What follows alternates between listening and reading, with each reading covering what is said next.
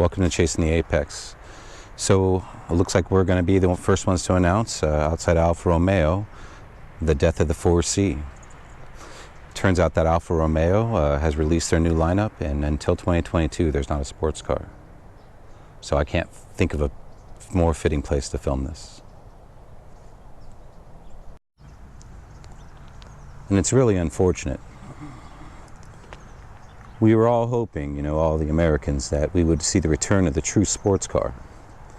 And the 4C marked that. It showed us that the true sports car can be made, with the exception of it not being a manual transmission. It truly is a sports car.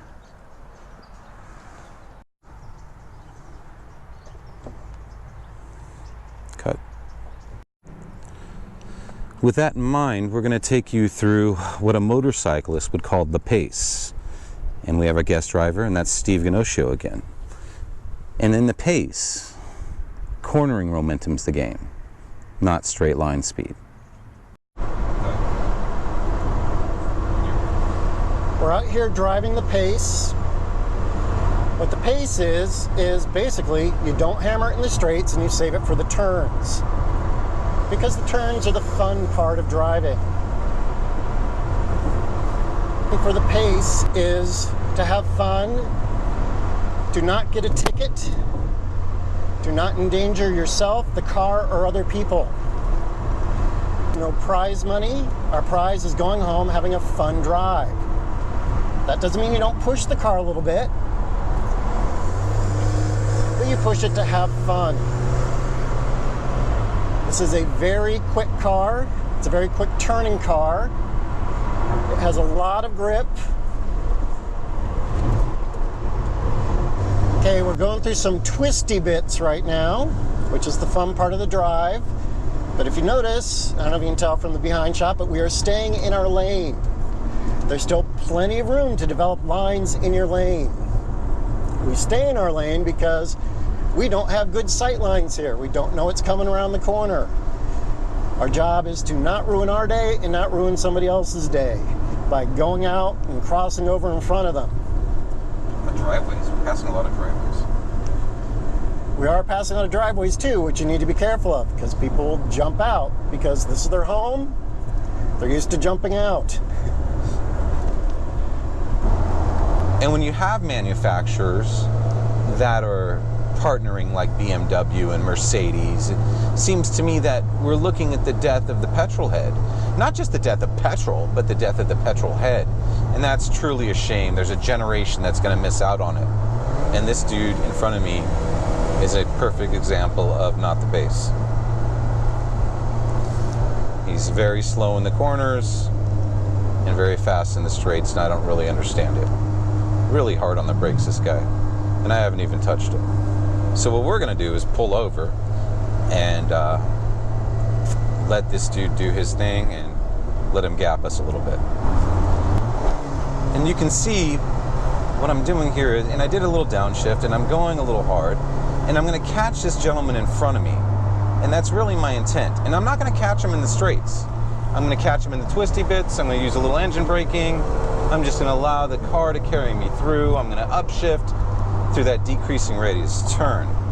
Now, this gentleman, very fast on the straights. But you can see, as he drives, he's doing it the exact opposite of what we're telling you. He's not staying in his lane. The turns scare him a little bit. And I'm not knocking him for it. That's okay. Be scared. And drive cautiously, but try to stay in your lane. Pick a better line. But when he hits this straight, you'll see he's going to open it up some. There he goes. Why he's opening it up, I don't know. So he can hit the brakes. Now, I didn't hit the brakes. I just downshifted. I'm going to allow it to carry me through. And I'm just carrying the same momentum I already had. And so, one of the things that's really fun about wrecking shop through a canyon, you can see I have some traffic up here, is when you're driving that pace that Steve is talking about, you can stop and enjoy the scenery in the straights. Now, we have a gentleman behind us, and he's a very quick driver. But the pace isn't about me. The pace is about setting a pace that everybody can follow. So when you're driving in a group, what happens is there's always one dude that wants to be a rock star and a racetrack star on the street. But that's not what driving the pace is, and that's not really safe. So, I mean, if you can, just get out of that dude's way. You know, as I showed you the other gentleman, you know, he was very, hey, I'm going to punch it in the straights, and then I'm going to park it in the corners. And in my bike days, we used to call those guys corner parkers. And that was kind of an insult. Now, this gentleman, he's just taking his time. And I'm going to give him plenty of room to take his time. I'm not going to ride his butt. I'm not going to go around him. I'm not going to push him. Because for all I know, that's a family in that car with 3 dogs, a cat, 6 kids, singing the Brady Bunch song. And I don't want to put them in a position where they hurt themselves. So I'm just going to drive very, very comfortably until I can't. Until when I can open it up, I will open it up. And God willing, that'll be in the twisty bits. Because if it's in the straight bits, well, no offense to anybody that goes fast in the straights, but anybody can do it. It's just a jump of the throttle. And so, with this car dying, it's really unfortunate because I think, you know, we Americans, we were really excited to see the return of something purebred. You know, even though it lacked a manual transmission, it had a lot of manual features that harken back to an age that was magical for us. You know, we learned to drive, we developed skills, we found the line, we found the dance in the canyon, we pushed ourselves at the racetrack. And in a modern sports car, it's difficult to do. It has a lot of nannies, and it's very, very difficult to put down 3,000 horsepower, you know. But in this, you can push yourself. Now, and when Steve's talking about the pace, Steve is talking about the majesty of taking your time and finding that perfect line that carries you through.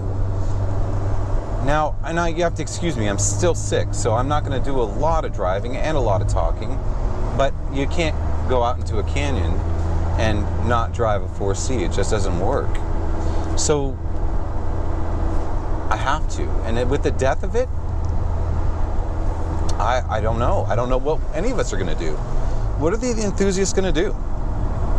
I mean, who's going to lead the way now? I mean, Alfa Romeo, we were so happy to have you back, and here we are, you know, back to exactly where we were with 2,000 horsepower super beasts that are literally almost undrivable and without the electronic nannies. So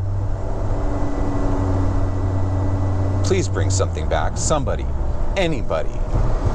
And with the death of the 4C, I mean, that really leaves the drivers in a bind, and God willing, there'll be somebody to step in to replace it. I mean, I think all we have left is the Mazda Miata and, you know, the very elusive Lotus Elise or Exige. There's the Evora GT, which is a brilliant car, you know, and that may be it. That may be it. That may be all we have is the Miata and the Lotus. And I know Porsche is talking about bringing back the manual, and that by itself would be brilliant. But there's no guarantee that they will, and with all these mergers, it's a little frightening. I don't know what lies ahead for us, guys. And so now that we know that, now that we know the end of an era is near, what are we, the driver, going to do? What do we, the driver, want? How do we make our claim? Leave a comment below. Tell me what you would do. Because you know they're going to be going for outrageous prices. The Alfa 4C will be listed probably in the upwards of $80,000. Would you sell? Would you keep her? Would you treasure her? Or would you move on? Go with the times. Find something newer, better, or revert back to the old ways. You decide.